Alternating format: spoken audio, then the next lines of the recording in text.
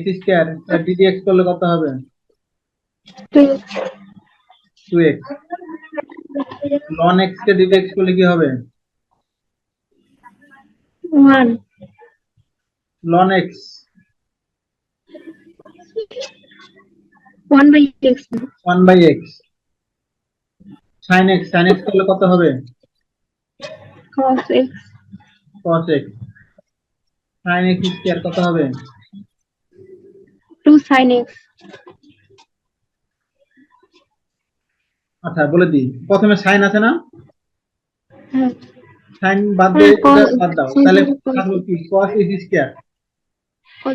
2 cos x প্রথমে sin এর করব, হ্যাঁ একটু দেখো আছে কি sin x স্কয়ার। প্রথমে sin কে করো, sin এর cos এদিকে x যা আছে কোনো কিছু চিন্তা করার দরকার নাই, sin এর জন্য কি cos cos, যা আছে বসাই দাও, ঠিক আছে। তাহলে sin এর কাজ শেষ। এবার x স্কয়ার করলে কত হবে? 2x 2x। এটা একবার লেখো।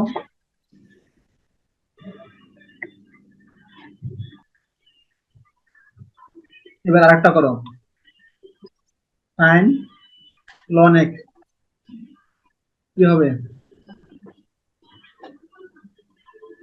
cos ln x cos into 1/x ln x into 1/x। আচ্ছা যদি এবার থাকে cos x into ln x, এটা করতে পারবো? cos x u into v ln দিয়ে x, করতে হবে না? হ্যাঁ uv, হ্যাঁ। তাহলে প্রথমে যদি cos x কে রাখে দিই, ln x এ করলে হচ্ছে 1/x প্লাস ln x থাকলো cos x এর জন্য মাইনাস sin x। x স্কয়ারের জন্য 2x পাচ্ছি। এবার রুট x এর অন্তরীকরণ কত বলো তো? রুট x এমনি half x minus half power minus half। আচ্ছা x পাওয়ার n, এটা যদি মনে থাকে তাহলে ওটা পারবো, n x পাওয়ার n minus 1। এখানে রুট x এর পরিবর্তে চিন্তা করি হাফ আছে, তাহলে half x power half minus 1, ঠিক না? তাহলে half x power minus half, তাহলে এটা লিখতে পারি হাফ x পাওয়ার হাফ, মানে এটাকে লিখতে পারি x পাওয়ার হাফ হাফ, এটা রুট x, তার মানে 1/2 রুট x। লিখে ফেলো এটা একবার, রুট x এর টার্ম। আচ্ছা তাহলে সরাসরি যদি তোমাকে বলি রুট x এর অন্তরীকরণ কত, সরাসরি মুখস্থ রাখবো 1/2 রুট x। রুট x মানে 1/2 রুট x। x এর অন্তরীকরণ কত?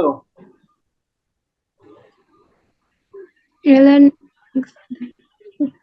e পাওয়ার x এর জন্য, e পাওয়ার x এর জন্য এটাই, e পাওয়ার x এর জন্য e পাওয়ার x, e পাওয়ার x এর জন্য e পাওয়ার x।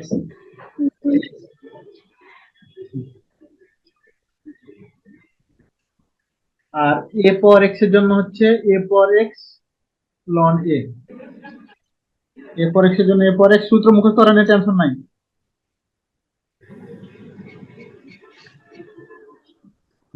আবার বলো রুট x এর অন্তরীকরণ কত দেখে কও?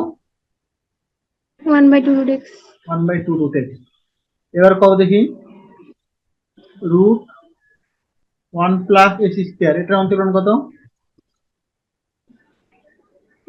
1/2 রুট 1 প্লাস x স্কয়ার, ঠিক আছে। রুটের কাজ শেষ,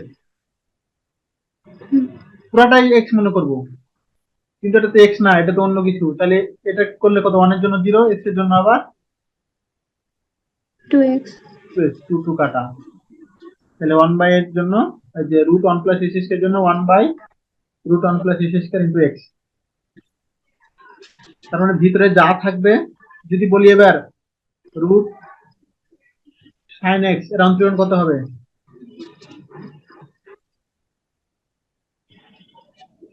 sin x হ্যাঁ প্রথমে রুট আছে 1/2 root sin x 1/2 root sin x, আবার sin x, এবার sin এর জন্য x এর 1 sin x এর 1, sin x এর জন্য এটা প্রথমে এটুকু অংশ করলাম কি রুটের জন্য, প্রথমে রুট চিন্তা করি, তারপর যা আছে পুরাটাকে x চিন্তা করি।